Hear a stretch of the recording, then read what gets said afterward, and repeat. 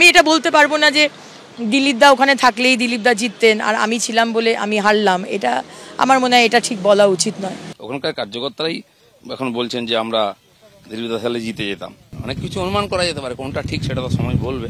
অগ্নিমিত্রা পাল বলছে যে আপনার কর্মীরা প্রথমে নামেননি। এই যে আমার আপনার যেটা মনে করে তারা বিজেপির লোকই নয়, সবাই বিজেপির কর্মী। আমি কমপক্ষে মনে করি, আর আমি সেভাবে লোককে শিখিয়েছি। যারা এটা বুঝে উঠতে পারেন না তাদের বিজেপিতে কাজ করা মুশকিল আছে।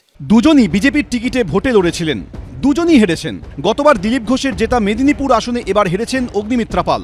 আর দিলীপ ঘোষকে জেতা আসন থেকে সরিয়ে নিয়ে যাওয়া হয়েছিল বর্ধমান দুর্গাপুর কেন্দ্রে। গতবার খুব কম ব্যবধানে জেতা বর্ধমান দুর্গাপুর কেন্দ্রে এবার হেরে গেছেন তিনি। তারপর থেকেই দুজনের মধ্যে শুরু হয়েছে কার্যত চাপানুতর। 2 মাসের মধ্যে আমি পেয়েছি 6,75,000 ভোট। দিলীপ দা ধরুন এমএলএ ছিলেন সেই সময় 3 বছর, 16, 17, 18 3 বছর এমএলএ থাকার পর উনি পেয়েছিলেন 6,85,000 ভোট। 10,000 ভোটের আমাদের ডিফারেন্স, তো এটাও তো একটা বিরাট ব্যাপার নাই। ভোট বাড়ে প্রতি বছর 50,000, 1 লাখ, সেই ভোটটাকে পার্সেন্টেজ দেখতে হয়, ভোট নয়। গতবারের চেয়ে আমরা ভোট একই আছি, তো 5 বছরে কি পশ্চিমবাংলায় ভোট এক আছে? সেটার সঙ্গে তুলনা করা তো মূর্খামি। এইসব বলে পিঠ বাঁচানো যায়, পার্টি বাঁচানো যায় না। আমি তো 87,000-এ জিতেছিলাম, তো কোনটা কাছাকাছি। গত বছর মে মাসে কুর্মীদের আন্দোলন ঘিরে উত্তপ্ত হয়েছিল জঙ্গলমহলের একাংশ। তখন দিলীপ ঘোষের একটি মন্তব্যের জেরে তাকে জঙ্গলমহলে নিষিদ্ধ ঘোষণা করেছিল কুর্মী সমাজ। এমনকি খড়গপুর টাউনে তৎকালীন বিজেপি সাংসদের বাংলোতে হামলাও চালানো হয়। কুর্মীদের সেই ক্ষোভের কারণেই লোকসভা ভোটে দিলীপ ঘোষের কেন্দ্র বদল করা হয়েছে বলে ইঙ্গিত দিয়েছেন অগ্নিমিত্রা পাল, যার তীব্র বিরোধিতা করেছেন দিলীপ ঘোষ। দিলীপদার বিরোধে অনেক কারণ ছিল, যে কারণে হয়তো সেন্ট্রাল লিডার্স তারা এই ডিসিশন নিয়েছেন।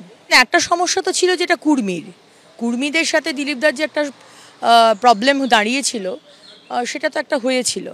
কিন্তু সেইটা কতদূর কি সেটা প্রবলেম দাঁড়িয়েছিল, কারণ প্রত্যেকটা জায়গাতে কুর্মীরা কিন্তু ক্যান্ডিডেট দিয়েছে, শুধু মেদিনীপুরে কুর্মীরা ক্যান্ডিডেট দেয়নি। কর্মীদের এলাকায় তো আমরা জিতলাম।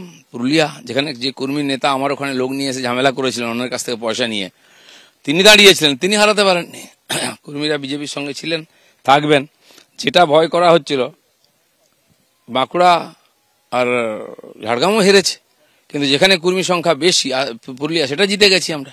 তো সেজন্য ভাবা উচিত, যদি সেটা কারণ হয় তাহলে ঠিক নয়। বাংলায় বিজেপির জয়ী লোকসভার আসন সংখ্যা 18 থেকে কমে কেন 12 হলো, তা নিয়ে বিজেপির কাঁটাছেঁড়ায় কি উঠে আসবে? হারের পর যে দ্বন্দ্ব শুরু হয়েছে তা কি সামাল দিতে পারবে নেতৃত্ব? সেটাই দেখা। সমীরণ পাল, এবিপি আনন্দ।